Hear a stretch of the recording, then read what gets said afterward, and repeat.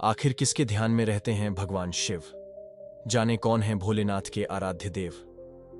भगवान शिव हमेशा ध्यान मुद्रा में रहते हैं।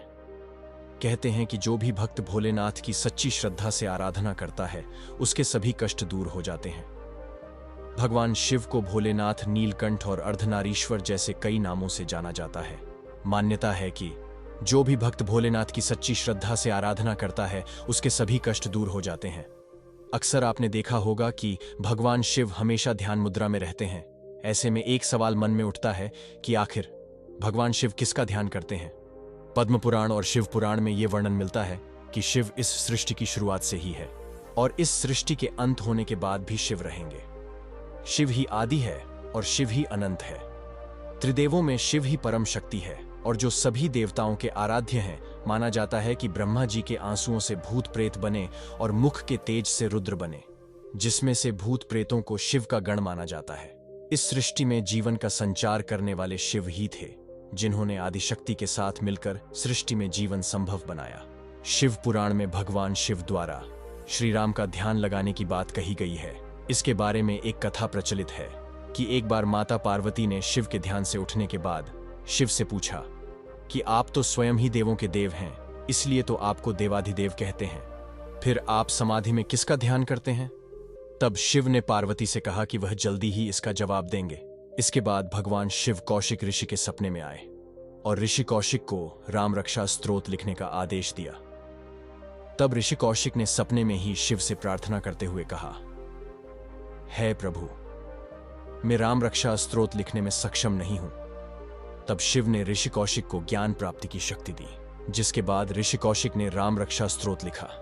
उसके बाद शिव ने माता पार्वती को राम रक्षा स्तोत्र पढ़कर सुनाया और कहा कि वह विष्णु के अवतार श्री राम का ध्यान करते हैं, क्योंकि राम नाम का एक जाप विष्णु जी के सहस्त्र नाम अर्थात हजारों नामों के बराबर है, इसलिए राम ही शिव के आराध्य हैं।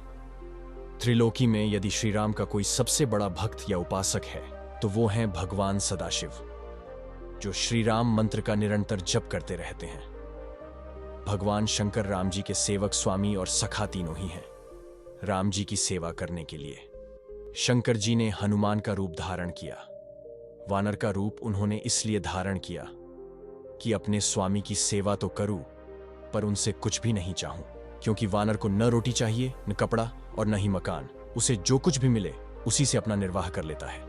रामचंद्र जी ने पहले रामेश्वर शिवलिंग का पूजन किया, फिर लंका पर चढ़ाई की। रामेश्वर शब्द का अर्थ कहते हुए रामचंद्र जी ने कहा, राम के ईश्वर।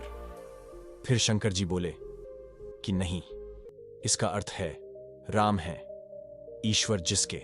ब्रह्मा जी ने इनसे भिन्न अपना मत प्रकट करते हुए कहा कि ये दोनों बराबर हैं। इस प्रकार भगवान शंकर रामचंद्र जी के सखा भी हैं।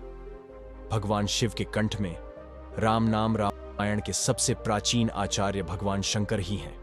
उन्होंने रामचरित्र का वर्णन 100 करोड़ श्लोकों में किया है।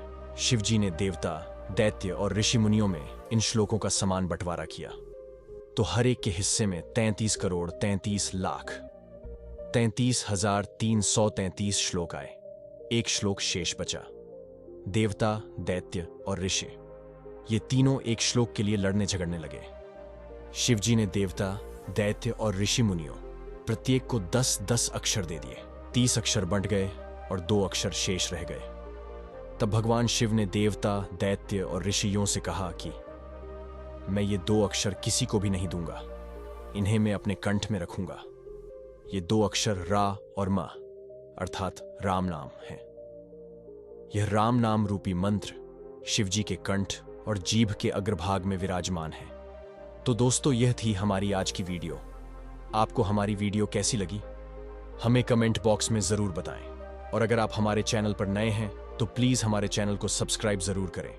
वीडियो को अंत तक देखने के लिए आपका धन्यवाद।